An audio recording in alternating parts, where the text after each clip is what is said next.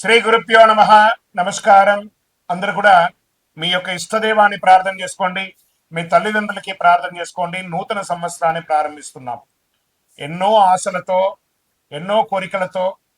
ఎప్పుడెప్పుడురా వస్తుంది తెలుగు ఉగాది శుభాకాంక్షలు అందరికీ చెప్తామా?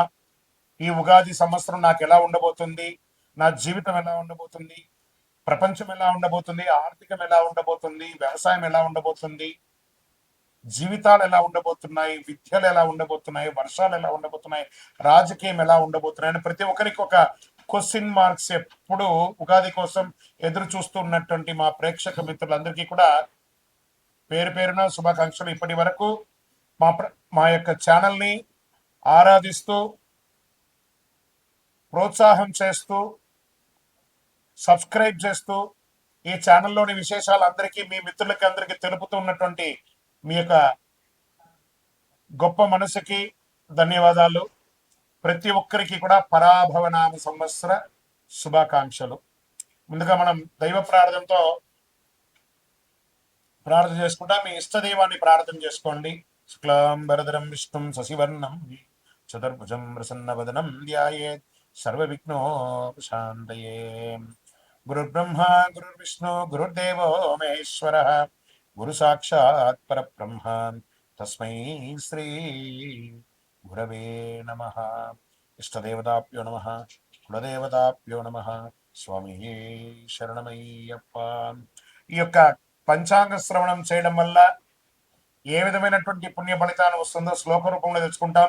శ్రీ కళ్యాణ గుణవహం రిపుహరం దుస్వప్న దోషావహం గంగా స్నాన విశేష పుణ్యబలదం గోదాన తుల్యం నృణాం ఆయుర్వృద్ధిముత్తమం శుచికరం సంతాన సంపత్ప్రదం నానా కర్మ సుసాధనం సముచితం పంచాంగమాకర్ణ్యత. మీ యొక్క పంచాంగ శ్రవణం చేయడం వల్ల జరిగే ఫలితాలన్నింటినీ కూడా మనం ఒక్కొక్కటిగా తెలుసుకుంటాం. ఉగాది అనగానే మన గుర్తుకొచ్చేది పంచాంగ శ్రవణం. ఈ సంవత్సరంలో ఎవరు రాజాది నవనాయకులు ఉండబోతున్నారు, ఇవన్నీ తెలుసుకోవడానికి పంచాంగం యొక్క మహిమ తెలుసుకోవాలి. మన తిథిర్వారస్య నక్షత్ర యోగ కరణమేవ చ పంచాంగం ఇది విఖ్యాతి లోక సిద్ధాంత కారణం అన్నారు. పంచాంగం 5 అంశాలు: తిథి, వార, నక్షత్ర, యోగ, కరణం. ఈ 5 కలిసిందే పంచాంగం అంటారు. ఉగాది అంటే ఏంటి? యుగానికి ఆది. యుగ ఆది అంటే యుగాది. ఇక్కడ యుగం అంటే ఆది అంటే ఆరంభం, ప్రారంభానికి చిహ్నం అనేది ఉగాది అంటారు. జ్యోతిష్ శాస్త్ర ప్రకారం కాలం 60 సంవత్సరాలు ఒక పెద్ద చక్రం లాగా తిరుగుతూ ఉంటుంది. ఈ చక్రానికి ప్రముఖ నామాలు ప్రభనామ సంవత్సరం నుంచి మొదలు పెడితే ఇప్పుడు జరిగే సంవత్సరం పేరు పరాభవనామ సంవత్సరం. ఈ 60లో ఇది 40వ సంఖ్య అనమాట. పరాభవం అంటే పరాజయంలా అనిపిస్తుంది అందరికి, చాలా మందికి. అయ్యో, ఈ సంవత్సరం అంతా పరాభవం ఉంటుందేమో అని. కానీ ఇది ఒక గంభీర శక్తివంతమైనటువంటి జీవితాన్ని నేర్పించే, ఒక అద్భుతాన్ని పాఠాన్ని ఇచ్చే ఒక సంవత్సరం అని చెప్పచ్చు. ప్రతి సంవత్సరంకి ప్రత్యేక శక్తి ఇస్తుంది. ఈ సంవత్సరం పరాభవనామ సంవత్సరం 2026 మార్చి 19 నుంచి పరాభవనామ సంవత్సరంలోకి అడుగు పెడుతున్నాం. పరాభవనామ సంవత్సరం గతంలో 1966 మరియు 67 వచ్చింది. బాగా గుర్తుపెట్టుకోండి. చూడండి, అక్కడ కూడా 6. ఈసారి కూడా 2026 2027కు వచ్చింది. బ్రహ్మకల్పం ఆరంభమై రోజే ప్రభవ సంవత్సరం అంటారు. మొదటి ఋతువు వసంతం, మొదటి తిథి పాడ్యమి, మొదటి వారం ఆదివారం. ఆ రోజు సృష్టి ప్రారంభమైంది. అందుకే సూర్యోదయానికి తిథి ఉన్న రోజు ఉగాదిగా జరుపుకుంటాము. ఉగస్య ఆది ఉగాది అన్నారు. ఉగ అంటే నక్షత్ర గమనం. నక్షత్ర గమనానికి ఆరంభం ఉగాది అని అర్థం. దీన్ని బ్రహ్మదేవుడికి పగలు అంటే ఇది ఎన్ని చెప్పచ్చు? 4 3 2 1 2 3 4 5 6 7 సున్నాలు కలిపిన అంటే సుమారుగా ఎన్నో కోట్ల సంవత్సరాలుగా ఉండి రాత్రి కూడా అంతే. ఓవరాల్ గా సృష్టికి ఒక రోజు అంటే 8 6 4 0 0 0 0 0 0 సంవత్సరాలు. ఇలా 360 రోజులు పూర్తయితే బ్రహ్మకు ఏడాది గడిచినట్టు. ఇలా బ్రహ్మకు 100 ఏళ్ల ఆయుష్ అని చెప్పారంటే ఊహించుకోండి. ఇప్పటి వరకు 6 బ్రహ్మలు సృష్టికర్తను పూర్తి చేశారు. ప్రస్తుతం 7వ బ్రహ్మ ద్వితీయ పదార్థంలో ఉన్నాడు. అంటే ఆయన వయసు 51 సంవత్సరాలంట. చూసుకోండి, యొక్క కలియుగం ఇంకెన్నేళ్ళు ఉండబోతుందో. ప్రస్తుతం మనం యొక్క వైవస్వత మన్వంతరం కలియుగంలో ఉన్నాం. శ్రీ మహావిష్ణువు మత్స్యావతారం ఉందో సోమకాసురుడు అనేక రాక్షసుని సంహరించిన, వేదాలు రక్షించి బ్రహ్మకు అప్పగించిన రోజు ఉగాది అంటారు. శ్రీరామచంద్రుడు, విక్రమాదిత్యుడు, శాలివాహనుడు పట్టాభిషేకులయ్యారట ఈ ఉగాది రోజే. వరాహమిత్రుడు జాతికి పంచాంగాన్ని అంకితం ఇచ్చినటువంటి రోజు కూడా ఇదే రోజు అంటారు. తెలుగు సంవత్సరాలు 2026లో రాబోతున్న సంవత్సరం పేరు పరాభవనామ సంవత్సరం. మళ్ళీ మళ్ళీ ఈ పరాభవనామ సంవత్సరం గురించి చెప్తున్నాం. ఈ యొక్క 26, 27 పరాభవ సంవత్సరంలో అర్థం యొక్క పర ప్లస్ భవ. పర అంటే వెలుతురు, బాహ్య శక్తులు. భవ అంటే వ్యవధి, ఉనికిని చూపేది. పరాభవ, పరబాక్య ఆశ్రయాల కేవలం అహంకారం కూలిపోవడం అర్థమే కానీ పరాభవం అంటే ఓటమి కాదు. బాగా గుర్తుపెట్టుకోండి. మనలో ఉన్న అహంకారం, కామక్రోధ లోభమోహ శీర్షాడంబాలు, దుర్గుణాలన్నింటినీ దులిపేయడం అన్నమాట. అదే ఈ యొక్క పరాభవంలో అహంకార మాయ భ్రమలో ఉన్న వారికి పరీక్ష సంవత్సరము అని కూడా చెప్పచ్చు.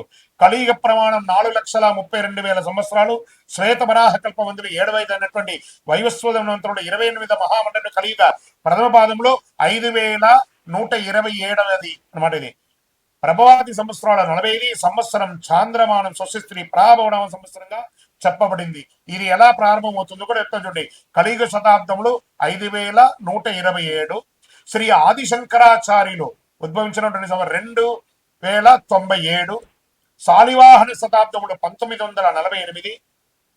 వసలి శతాబ్దములు 1436/37. హిజరీ శతాబ్దములు 1448, 49. శ్రీ రామానుజాతిల్లో 1009. ప్రస్తుతం 26, 27, 2026, 2027 ఉగాది అంటే మార్చి 19 చైత్ర శుద్ధ పాఠ్యం. ఈరోజు పరాభరణ సంవత్సరం ప్రారంభం. చాంద్రమానాన్ని అనుసరించి జరుపుకునే ఈ యొక్క పండుగను కేవలం తెలుగు రాష్ట్రాలే కాదు, బెంగాల్, కేరళ, పంజాబ్, మహారాష్ట్ర, అస్సాంలో ఘనంగా జరుపుకుంటుంటారు. గడిచిన సంవత్సరం అందించినటువంటి విజయాలు నూతన సంవత్సరంలో కొనసాగాలి. గడిచిన ఏడాదిలో ఎదుర్కొన్నటువంటి ఇబ్బందులు నూతన సంవత్సరంలో ముగింపు పలికి కోరుకుంటూ ముందుగా పరాభవనామ సంవత్సర శుభాకాంక్షలు ప్రేక్షక మిత్రులందరికీ. పరాభవనామ సంవత్సరం వృషభ రాశి వారికి శుభాకాంక్షలు. ఫస్ట్ కృతికా నక్షత్రం 2, 3, 4 పాదములు, రోహిణి నక్షత్రం, మృగశిర నక్షత్రం 1, 2 పాదాలకు జన్మించిన మీరు వృషభ రాశి వారిగా పరిగణించబడుతున్నారు. ఈ సంవత్సరం పరాభవనామ సంవత్సరం వృషభ రాశి వారికి స్థిరత్వం, పురోగతి, కొత్త అవకాశాల సంవత్సరం. కొన్ని మార్పులు వచ్చినా చివరికి లాభం చేకూరే కాలంగా చెప్పచ్చు. స్థిరమైన అభివృద్ధి, ఆర్థిక లాభాలు, కుటుంబ సభ్యులతో కలిసి ఎన్నో విహారయాత్రలు, పండుగలు, వాతావరణాలు చేసే అవకాశాలు బాగున్నాయి. గోచార ప్రకారం శని ఈ సంవత్సరం మొత్తం మీనరాశిలో 11వ స్థానంలో సంచరిస్తారు. దీనివల్ల జరిగే ఫలితాలు ఎలా ఉంటుందంటే ఆదాయ అవకాశాలు పెరుగుతాయి, ప్రభావవంతమైనటువంటి వ్యక్తులు పరిచయాలు పెరుగుతాయి, సమాజంలో గొప్పవారి యొక్క పరిచయాలు అందరూ కూడా పెరుగుతాయి, దీర్ఘకాలిక లాభాలు కూడా ఉంటాయి. ఈ సంవత్సరం గురు భగవానుడు 2వ ఇంట్లో ఉంటారు. జూన్ 2, 2026 గురువు 3వ ఇంటికి వెళ్తున్నారు. అక్టోబర్ 31, 2026 గురువు 4వ ఇంటికి వస్తున్నారు. జనవరి 25, 2027 తిరిగి 3వ ఇంటికి వస్తున్నారు. దీనివల్ల కుటుంబ అభివృద్ధి పెరుగుతుంది, ధన ప్రవాహం పెరుగుతుంది, గృహ సౌఖ్యం పెరుగుతుంది. అద్భుతమైనటువంటి అవకాశాలు గురు భగవానుడి వల్ల. రాహు కేతువు ఈ సంవత్సరం రాహు 10వ ఇంట, కేతు 4వ ఇంట్లో ఉన్నారు. సంవత్సరం మొదట్లో. తర్వాత డిసెంబర్ 6, 26 రాహు 9వ ఇంట్లో, కేతు 3వ ఇంట్లో ఉంటున్నారు. దీనివల్ల వచ్చే ఫలితాలు ఉద్యోగ మార్పులు, విదేశీ అవకాశాలు, ధైర్యం పెరుగుతుంది. ఓకే, ఈ సంవత్సరం అంతా కూడా ఈ గ్రహాల వల్ల ఏ రకమైనటువంటి ఫలితాలు పొందుతాయంటే ఆర్థికంగా ఆదాయం చాలా బాగుంటుంది, మల్టిపుల్ ఇన్కమ్ సోర్స్ ఉంటుంది, భూమి, ఆస్తి ఇవన్నీ కూడా కొనుగోలు చేసే అవకాశాలు ఎక్కువ కనబడుతున్నాయి. ఉద్యోగస్తులకి పదోన్నతి వచ్చే అవకాశాలు ఉన్నాయి, లేదా ఉద్యోగమే లేని వారికి కొత్త ఉద్యోగాల అవకాశాలు బాగున్నాయి. ప్రభుత్వ రంగంలో ఉన్నటువంటి వారికి చాలా అవకాశాలు ఉన్నాయి. సర్వీస్ సెక్టార్ లో ఉన్న ఉద్యోగస్తులకి చాలా అద్భుతాలు ఉన్నాయి. ప్రత్యేకించి ఆర్మీ మరియు నౌకాదళం, తర్వాత ఎయిర్ ఫోర్స్ వాళ్ళకి అందరికీ కూడా చాలా అద్భుతమైనటువంటి ఫలితాలు, అవార్డ్స్ కూడా వచ్చే అవకాశాలు ఉన్నాయి ఈ సంవత్సరం. వ్యాపారస్తులకి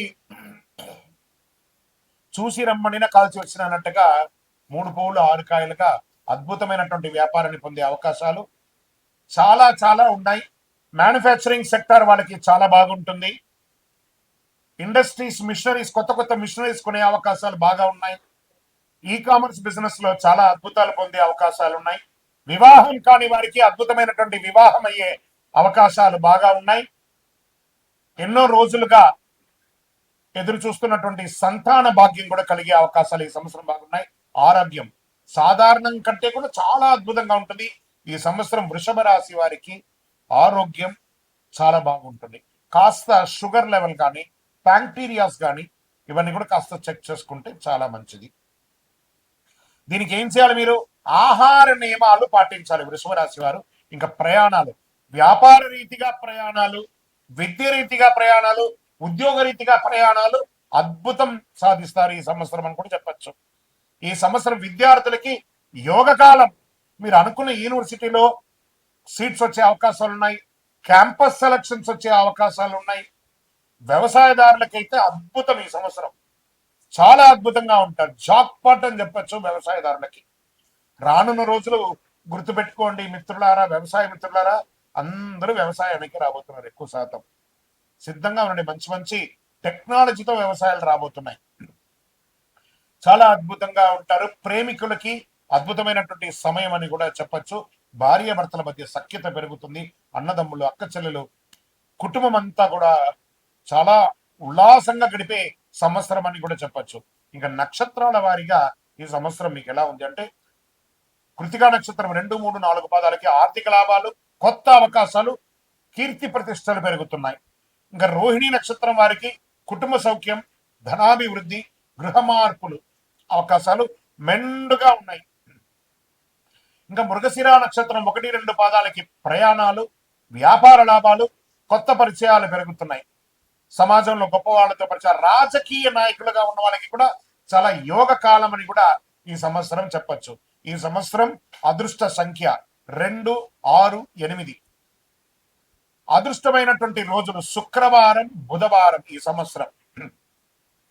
అదృష్ట రంగులు తెలుపు, లేత ఆకుపచ్చ రంగులు. ఈ సంవత్సరం చేయవలసినటువంటి పరిహారాలు ఏమైనా ఉన్నాయంటే, మీ కులదైవం, ఇష్టదైవాన్ని ప్రార్థన చేయండి. కలవు వెంకటనాదాయ వెంకటేశ్వర స్వామి వారికి వెళ్ళి మెట్లెక్కి ఒక్కసారి దర్శనం చేసుకొని రండి. శుక్రవారం లక్ష్మీదేవికి ఎక్కువ పూజ చేయండి. కనకదార స్తోత్రాన్ని ఎక్కువ వింటూ ఉండండి.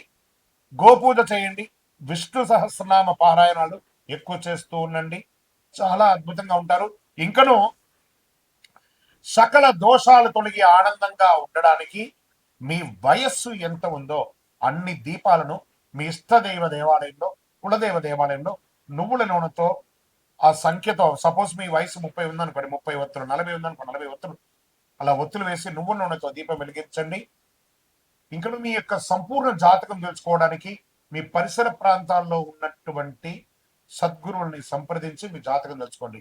లేదా గురుగారు మీ ద్వారానే మేము తెలుసుకోవాలనుకుంటున్నాం, మా స్క్రీన్ లో కనబడుతున్నటువంటి నెంబర్కి మీ పేరు, date of birth, time of birth, place of birth WhatsApp చేయండి. కాల్ చేయకండి. మా అడ్మిన్సే మీకు రిప్లై ఇస్తారు. విజయోస్తు.